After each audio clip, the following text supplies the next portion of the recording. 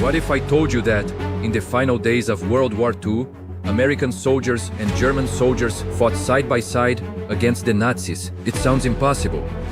It sounds like something from a movie, but it really happened.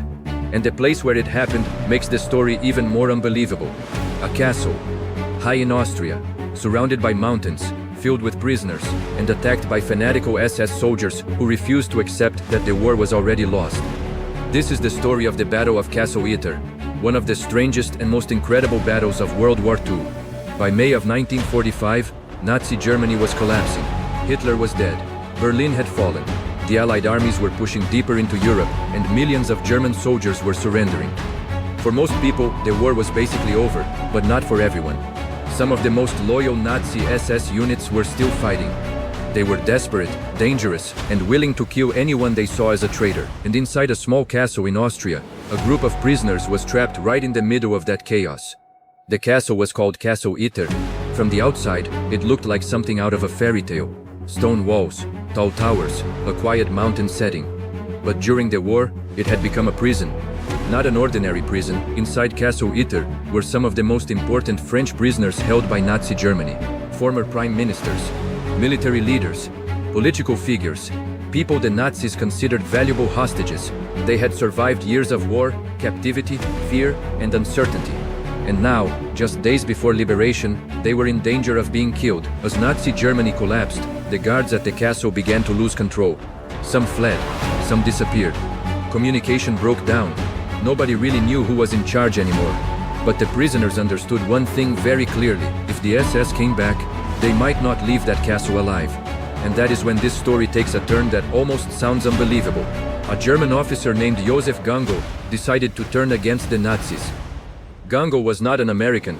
He was not part of the Allied army. He was a German officer. But by this point in the war, he had seen enough. He knew the SS were still hunting people.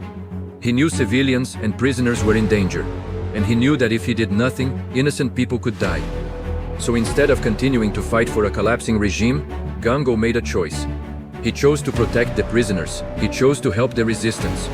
And then he did something extraordinary. He went looking for the Americans. Imagine that moment. A German officer approaching American soldiers in the final days of World War II. Not to surrender quietly, not to run away, but to ask them for help. He told them that French prisoners were trapped inside Castle Itter. He told them that SS troops could attack at any moment. And he asked the Americans to help defend the castle. The American officer who answered that call was Captain John Jack Lee. Lee was a tough, bold, aggressive officer, the kind of man who did not hesitate when something needed to be done. When he heard what was happening at Castle Itter, he understood the situation immediately. This was not just another rescue mission. This was a race against time. If the Americans arrived too late, the prisoners could be executed. If they arrived with too few men, they could be surrounded. But Lee went anyway.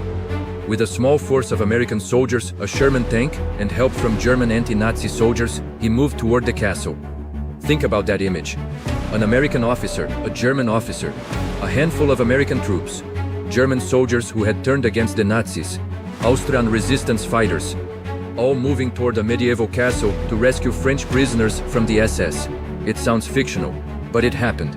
When they reached Castle Itter, the situation was tense. The prisoners were relieved, but the danger was not over. The defenders were few. Their ammunition was limited. The castle walls gave them protection, but they were also trapped inside. And outside, SS soldiers were gathering. These were not regular soldiers simply waiting for the war to end. These were loyal Nazi fighters. They saw the German soldiers inside the castle as traitors. They saw the prisoners as enemies, and they saw the Americans as invaders. Soon, the attack began. Gunfire echoed around the castle. Bullets struck the walls. The SS tried to push closer.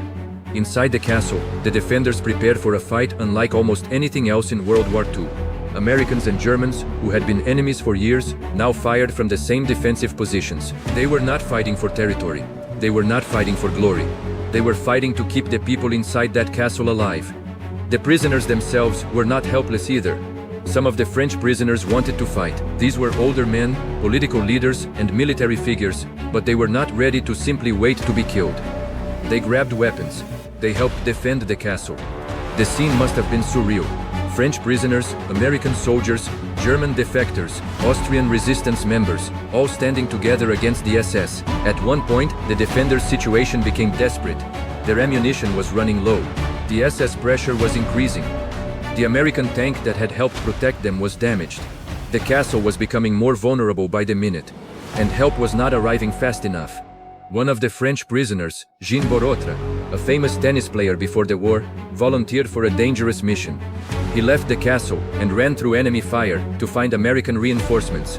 A former tennis champion running through a battlefield in the last days of World War II, trying to save the people trapped inside a castle. Again, it sounds invented, but history is often stranger than fiction. As the battle continued, Major Joseph Gango fought bravely beside the Americans. He had crossed a line from which there was no return. To the SS, he was a traitor. To the prisoners, he was a protector. And in the middle of the battle, Gango was killed. According to the story, he died while trying to protect one of the French prisoners. A German officer killed by the Nazis while defending prisoners alongside Americans. That one sentence alone shows how complicated, brutal, and human the final days of the war really were. Eventually, American reinforcements arrived. The SS attack was broken. The defenders held the castle. The prisoners survived. And the Battle of Castle Itter became one of the most unusual battles in modern history. It is often remembered as the only known battle of World War II, where American soldiers and German soldiers fought together against the Nazis. But beyond that strange fact, the story carries something deeper.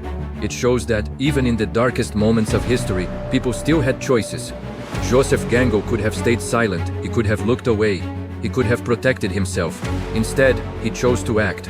Captain Jack Lee could have waited for more orders. He could have decided the mission was too risky. Instead, he went. The prisoners could have given up. Instead, they helped defend themselves. And for a few violent hours in May 1945, inside an Austrian castle, history created one of its most unlikely alliances. Enemies became allies. Prisoners became defenders. A castle became a battlefield. And just days before the war in Europe ended, Americans and Germans fought side by side. Not for Nazi Germany, not for politics, not for conquest, but to stop the SS from killing innocent people. That is why the Battle of Castle Itter is still remembered today. Because it was not just a battle. It was a moment when the lines of war became blurred. A moment when courage mattered more than uniforms. A moment when men who should have been enemies stood together against something far worse.